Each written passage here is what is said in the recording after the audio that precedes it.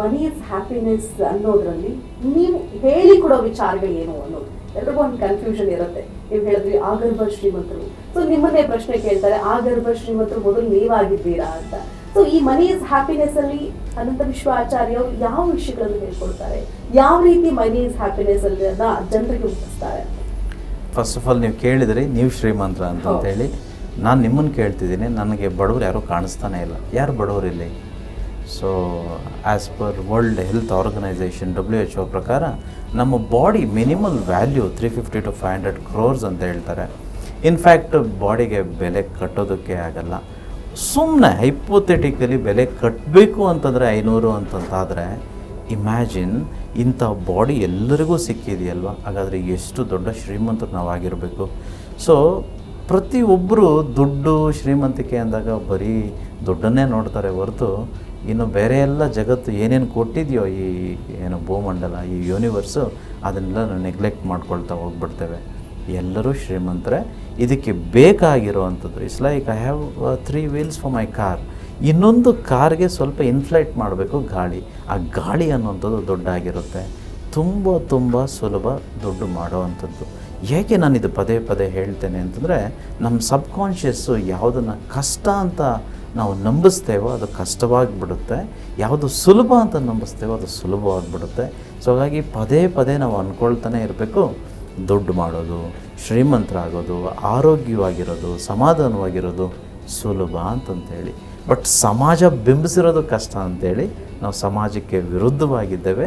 ಸಮಾಜಕ್ಕೆ ಏನೋ ಸಮಾಜದ ಜೊತೆ ನಾವಿಲ್ಲ, ಯೂನಿವರ್ಸ್ ಜೊತೆ ನಾವಿದ್ದೀವಿ. ಸೊ ಹಾಗಾಗಿ ಎಲ್ಲವೂ ಸುಲಭವಾಗಿ ಸಾಧ್ಯ. ಅಂದ್ರೆ ನಾವು ಅಂದುಕೊಳ್ಬೇಕು ಮೊದಲು ಸಾಧ್ಯ ಆಗುತ್ತೆ ಅಂತ.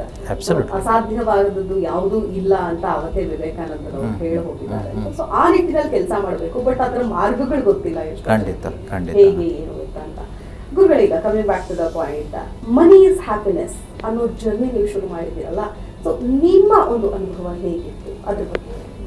Okay, it was just an amazing experience.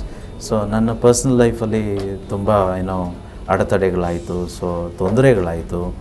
ಇದನ್ನೆಲ್ಲ ಎದುರಿಸ್ಕೊಂಡು ನಾನು ಮುಂದೆ ಬರ್ತಾ ನನಗೆ ಅರ್ಥ ಆಗಿದ್ದು, I think anything for that matter, ಅದನ್ನು ಯಾವತ್ತು ನಾವು ಹೈಡ್ ಮಾಡ್ತೇವೋ ಅದು ನಾಶವಾಗಿ ಹೋಗ್ಬಿಡುತ್ತೆ.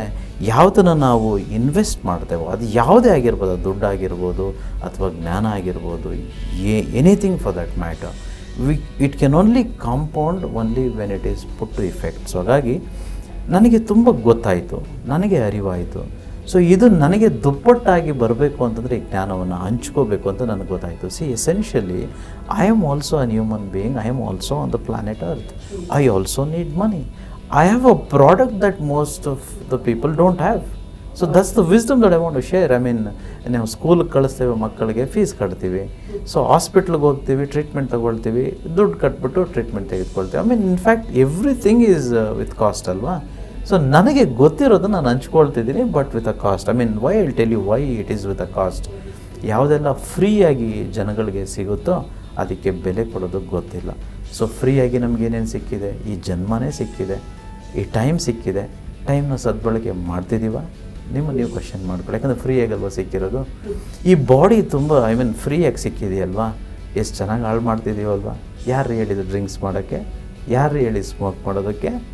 ಎಷ್ಟು ಚೆನ್ನಾಗಿ ಸ್ಪಾಯ್ಲ್ ಮಾಡ್ತಿದ್ದೀವಿ, ಏಕೆ? ಫ್ರೀಯಾಗಿ ಸಿಕ್ಕಿದಲ್ವಾ. ಸೊ ಟು ಟೆಲ್ ಯು, ದುಡ್ಡು ಮಾಡಬೇಕು, ಶ್ರೀಮಂತರಾಗಬೇಕಂದ್ರೆ ಏನನ್ನು ಫ್ರೀಯಾಗಿ ಕೊಡಬಾರ್ದು, ಗೊತ್ತಿರಲಿ. ಜಿ ಕನ್ನಡ ನ್ಯೂಸ್ ಈಗ ನಿಮ್ಮ ಮನೆಯಲ್ಲೇ ನೋಡಿ. ಎಲ್ಲ ಕೇಬಲ್ಗಳಲ್ಲಿ ಈಗ ಲಭ್ಯ.